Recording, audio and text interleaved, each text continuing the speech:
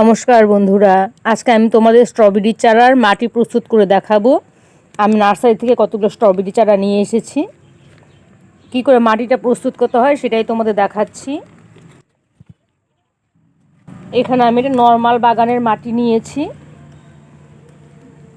এই মাটির মধ্যে বেশ কিছুটা বালির ভাগ বেশি আছে। যা মাটি নিয়েছে তার থেকে 1/4 ভাগ আমি এখানে শুকনো গোবর সার দিয়ে দিলাম। এটা একদম শুকনো ঝুরঝুরে গোবর সার। এরকম শুকনো ঝুরঝুরে গোবর সারই এখানে লাগবে।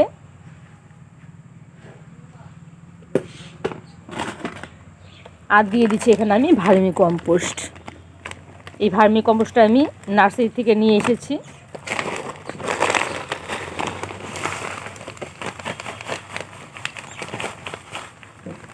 কিছুটা ভার্মি কম্পোস্ট এখানে আমি দিয়ে দিলাম। আর দিয়ে দিচ্ছি কিছুটা হাড় গুঁড়ো।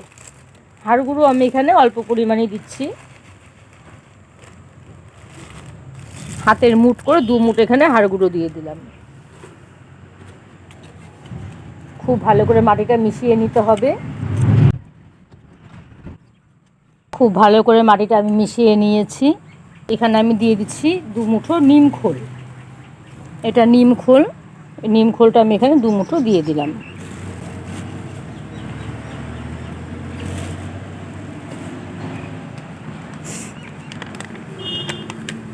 আর দিয়ে দিচ্ছি সাফ ফাঙ্গিসাইড। সাফ ফাঙ্গিসাইডটা সব গাছের জন্যই প্রয়োজন। সাফ ফাঙ্গিসাইডটা এখানে আমি 1 চামচ পরিমাণ দিয়ে দিলাম। তোমরা চামচ দিয়ে মেপেও দিতে পারো, আমি একটু আন্দাজ করে দিয়ে দিলাম। দিয়ে মাটিটা আবারও ভালো করে মিশিয়ে নিচ্ছি। খুব ভালো করে মাটিটা আমি মিশিয়ে নিয়েছি। আমি একটা 10 ইঞ্চি টব নিয়েছি। টবের এই ছিদ্রটাকে বন্ধ করার জন্য এখানে আমি একটা টবের ভাঙা টুকরো দিয়ে দিলাম।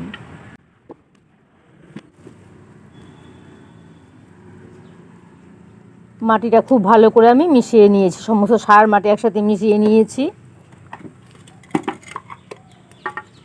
এখানে আমি একটা 10 ইঞ্চি টব নিয়ে নিলাম। এই টবের ছিদ্রটাকে বন্ধ করার জন্য এখানে আমি একটা টবের ভাঙা টুকরো দিয়ে দিচ্ছি।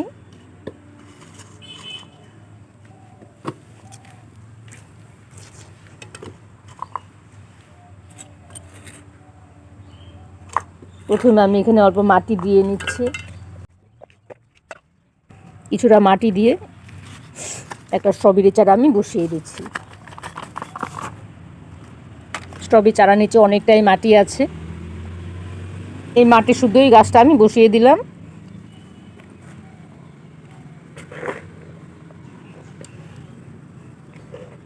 বাকি মাটিটাও আমি এখানে দিয়ে দিচ্ছি। গাছটা লাগানো হয়ে গেলে জল দিয়ে 2 দিন একদম শেডের মধ্যে রেখে দিতে হবে।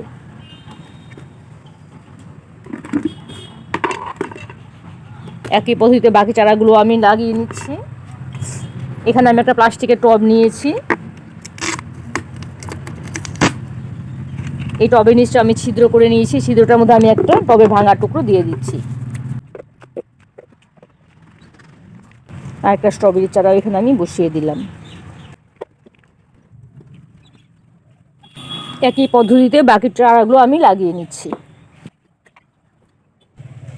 সবগুলো স্ট্রবেরি চারা আমি একই পদ্ধতিতে লাগিয়ে নিয়েছি। এখন এখানে আমি অল্প করে জল দিয়ে দিচ্ছি। জল দিয়ে চারাগুলো আমি একটু শেডের মধ্যে রেখে দেব। দেখো 60-65 দিনের মাথার থেকেই স্ট্রবেরি গাছগুলোতে ফুল করা আসতে শুরু করেছে। দেখো এখানে প্রচুর পরিমাণে ফুলও এসেছে, আবার অনেক কড়াও হয়েছে। প্রায় সবগুলো গাছে ফুল করা আসতে শুরু করেছে।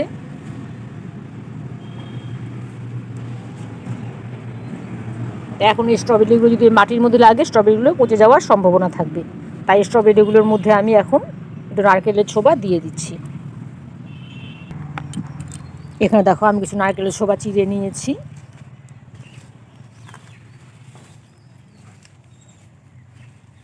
অল্প অল্প করে নারকেলের ছোবা গাছগুলোর মধ্যে আমি দিয়ে দিচ্ছি।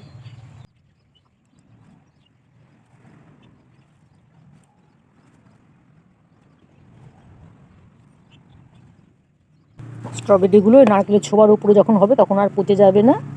তাই নারকেলের ছোবাগুলো আমি এখানে দিয়ে দিলাম।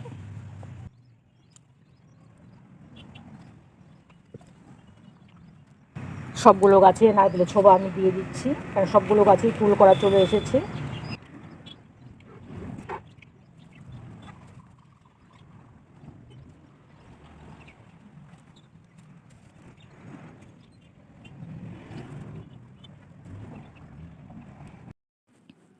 দেখো 20-25 দিন পরে তোমাদের আবার আমি দেখাচ্ছি।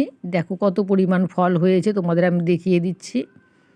কিছু ফল পেকে গেছে, আর সাইজটাও দেখো কত বড় হয়েছে। সব কটা গাছেই দেখো প্রচুর পরিমাণেও দেখো এখানেও ফল এসেছে।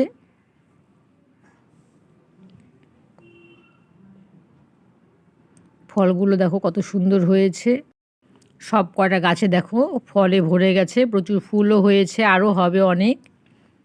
আবারও পরে তোমাদের আমি দেখাবো। দেখো ঝুলন্ত টবও আমি দুটো গাছ লাগিয়েছি, এগুলোতেও ফল এসেছে। দেখো কত সুন্দর ফল, সাইজটাও কত বড় হয়েছে ফলের। এই স্ট্রবেরিগুলো আমি তুলে নিচ্ছি। আমি স্ট্রবেরি কেক বানিয়ে নেব। দেখো কত সুন্দর হয়েছে স্ট্রবেরিগুলো।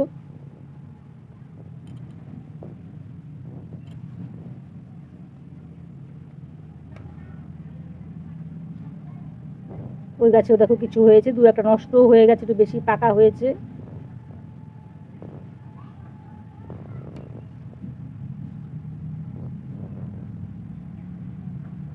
অনেক স্ট্রবেরি ধরেছে গাছটার মধ্যে।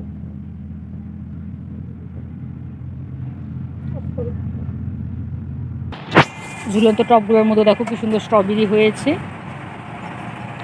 এই স্ট্রবেরিটা আমি তুলে নিচ্ছি। এখানে দেখো আরও অনেক ছোটো ছোটো স্ট্রবেরি হয়েছে।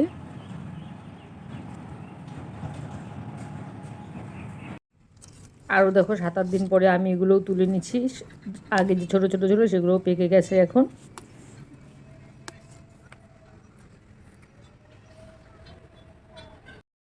আরও 10-12 দিন পরে দেখাচ্ছি। দেখো ঝুলন্ত টবে যে কাঁচা ফলগুলো তোমাদের দেখিয়েছিলাম সেগুলো 10-12 দিন পরেই পেকে গেছে।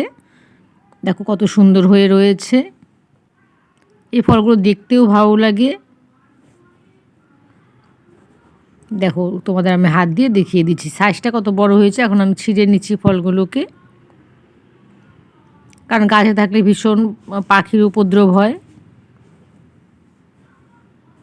দেখো এগুলোও দেখাচ্ছি, এগুলো কিছুদিন পরেই তোমাদের দেখাচ্ছি। আগেরগুলো তো পেকেছে, তুলেছিলাম, এগুলো আবার তুলে নিচ্ছি আমি।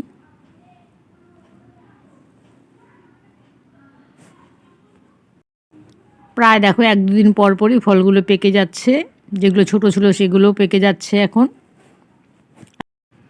আমি যে পদ্ধতিতে গাছের চারা লাগিয়েছি, তোমরা যদি সেই পদ্ধতি অবলম্বন করো তাহলে দেখো বাড়িতেই তোমরা এত সুন্দর ফল খেতে পারবে।